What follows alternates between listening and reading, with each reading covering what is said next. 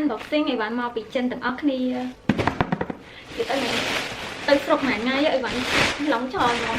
តែនេះក៏បានយូរហើយទៅមកដល់លេភ្នែកខ្ញុំអាចមើលទៅនេះផងទៅនោះផងព្រោះអីថតកាមេរ៉ាផងថតវីដេអូយេអីវ៉ាន់ទី1នេះបោះ baby ទៀតហើយអ្នកនរគ្នា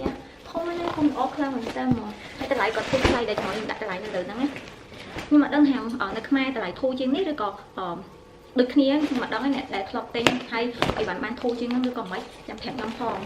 ព្រោះនេះខ្ញុំកំងពីចិនមកជាមួយតម្លៃទាំងអស់គ្នាអានេះanhមួយទឹកបោះ baby ហ៎ខ្ញុំទិញអានេះមួយហើយនឹងឲ្យ baby គេនៅលើហ្នឹងមួយនិយាយទៅអត់ដឹងទេអត់ដឹងថា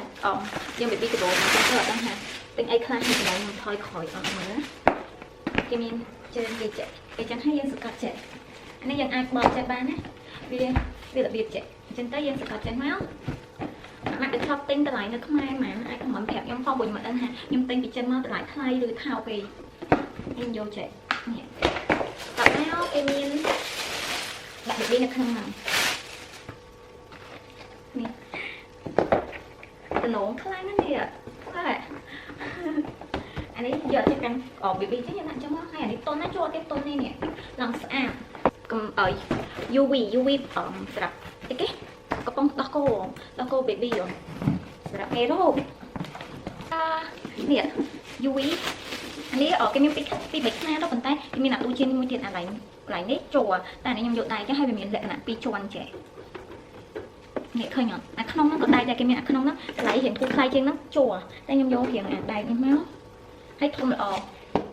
នេះគេមានអីលើនេះបើអារៀងទូជាងហ្នឹងខ្ញុំឃើញដូចមិនចេះជាមួយខ្ញុំដាក់រូបពីរខុសគ្នាឲ្យមើលខ្ញុំខាងនេះវារៀងធំដែរហើយខ្ញុំអត់ចង់ទិញច្រើនខ្ញុំយកតែនេះមួយទេនេះតែស្អាតអូតម្លៃទទួលយកបានទិញជិញថ្លឹងគីឡូអានេះខ្ញុំទិញអារម្មណ៍ថាតម្លៃខ្ញុំថ្លៃលើកមុនអីវ៉ាន់ដូចថោកជាងហ្នឹងឥឡូវអីវ៉ាន់ចិនឡើងថ្លៃខ្លាំងណាស់ជិញថ្លឹងគីឡូខ្ញុំយកអាដាក់ថ្មខ្ញុំអត់យកអាយូអី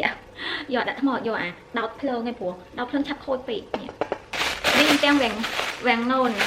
ស្អាតហើយចាំមកខ្ញុំបាច់បើគេខ្ញុំដាក់រូបលើនឹងឲ្យមើលណាចាំមានតែប៉ុណ្្នឹងទេអស់ហើយចាំមកខ្ញុំ